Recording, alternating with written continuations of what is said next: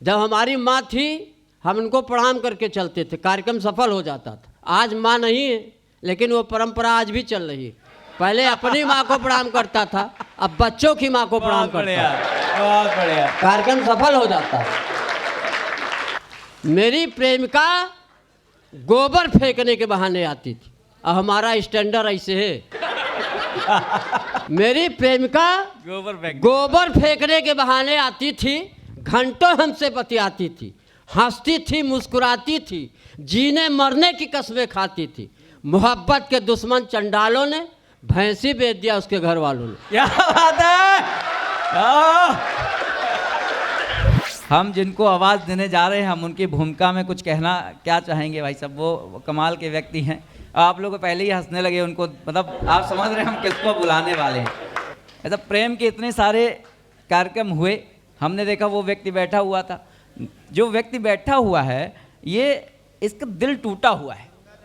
और दिल क्यों टूटा हुआ है अगर ये आपको समझ में आए तो बताइएगा मुझे, क्यों टूटा? क्योंकि ताकते उनको रहे हम छोड़कर कोचिंग गुरु, प्यार का इजहार भी हम कर ना पाए रूबरू, और वो किराए पर मेरे घर में रही मुझसे जुदा, और पड़ोसी लड़का उनको ले गया करके विदा। भाई साहब ऐसे लोग आगे जाकर बाबा बन जाते हैं। कैसे बाबा? आसाराम टाइप। तब पढ़ता हूं कि मिले हम छुप छुप, प्रेम करें गुपचुप, प्यार के दो फूल गुलकंद बन जाएंगे। रोज ना बुलाया करो, पकड़े गए तो फिर सासू माँ के नैन प्रतिबंध बन जाएंगे।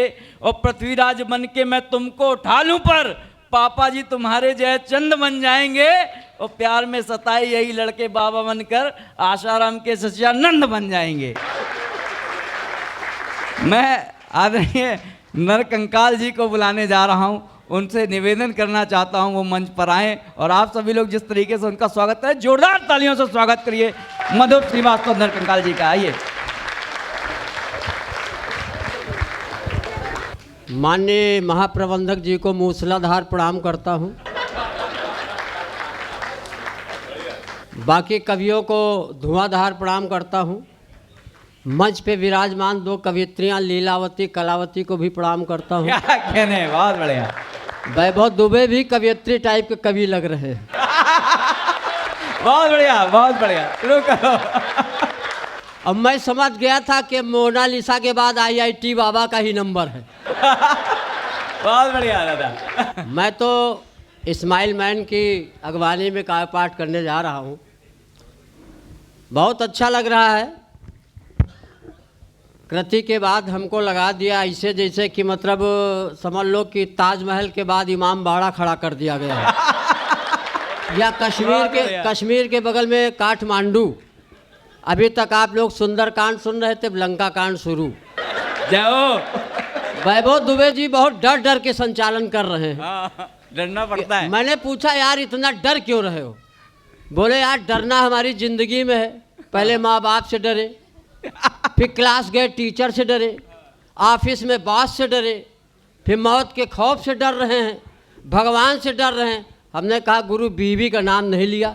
बोले डर के मारे नहीं लिया।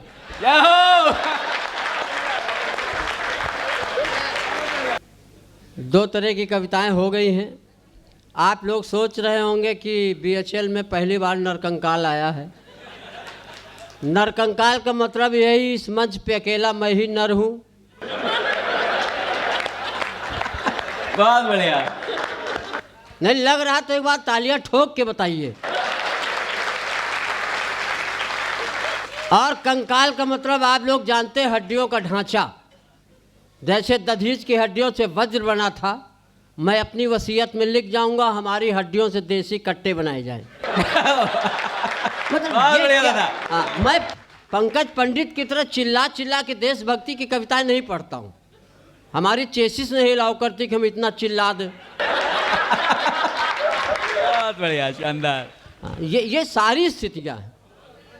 हमारे समक्ष मात्र शक्तियाँ बैठी, इनको भी नमन करता हूँ, प्रणाम करता हूँ। जब मैं रायबरेली से चला तो हमारी पत्नी ने कहा कि जान झांसी जा रहे हो। मैंने कहा जान क्यों बोलती हो? बोली जानवर कहने में लंबा हो रहा है। क्या बात है। थोड़ा शार्ट में कह रही हूँ। मैंने कहा रानी ये सब ना कहा करो, तो बोली रानी क्यों कहते हो? मैंने कहा नौकरानी कहने में भी लंबा हो रहा है। क्या बात है, वाह। तो ये काव्य यात्रा आदरणीय सर्वेश जी तक पहुंचनी है, तो बस थोड़ी देर हमको सुन लीजिए। और BHL का मतलब जो हमारी समझ में आया है वो ये होता है कि बहुत हार्ड इलेक्ट्रिक लव। अभी लव का मतलब आप लोग नहीं समझते। लव का मतलब यह है कि ऐसा न समझो कि नरकंकाल की कोई प्रेमिका नहीं। हमारी भी एक प्रेमिका हमने पाल रखी है। एक दिन प्रेमिका ने हमसे कहा कि मैं तुम्हारे लिए मर जाऊंगी। हम कहा तुम मर जाओगे तो हम भी बुर्ज खलीफा से कूद के मर जाएंगे। बोली तुम क्यों मरोगे? हम कहा तुम्हारे चक्कर में इतनी उधारी हो गई है कि जिंदा रहने से मर जाने ठीक है। मेरी प्रेमिका, पंकज पंडित सुनो गुरु, देश की तुमको बहुत चिंता है। हम तो कहते ज्यादा देश की चिंता तो फौज में चले जाओ। मंच पे चिल्लाने चीखने से क्या होता है? बहुत बढ़िया, बहुत अरे बढ़िया। देश का क्यों टेंशन ले रहे हो? देश मोदी जी चला रहे, योगी जी चला रहे, अभी हम खुद जिंदा हैं।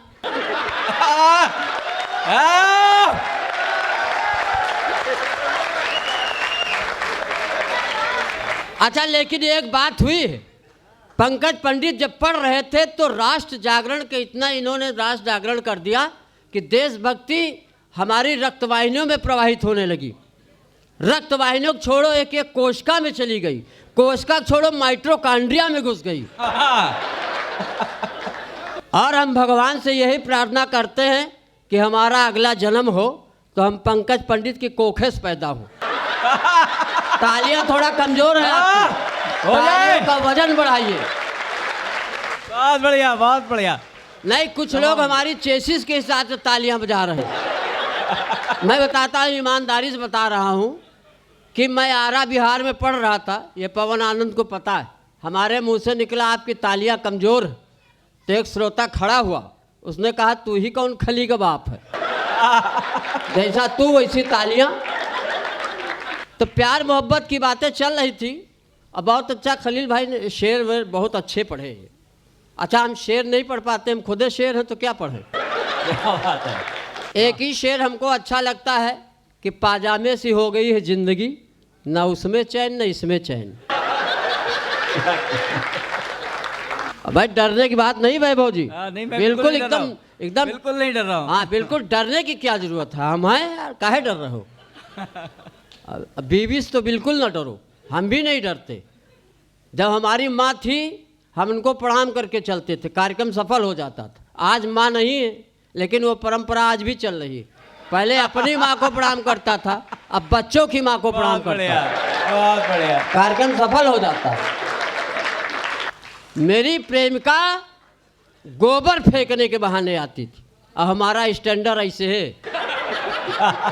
मेरी प्रेमिका गोबर फेंकने के बहाने आती थी, घंटों हमसे बतियाती थी, हंसती थी, मुस्कुराती थी, जीने मरने की कस्में खाती थी। मोहब्बत के दुश्मन चंडालों ने भैंसी बेच दिया उसके घर वालों ने। क्या बात है।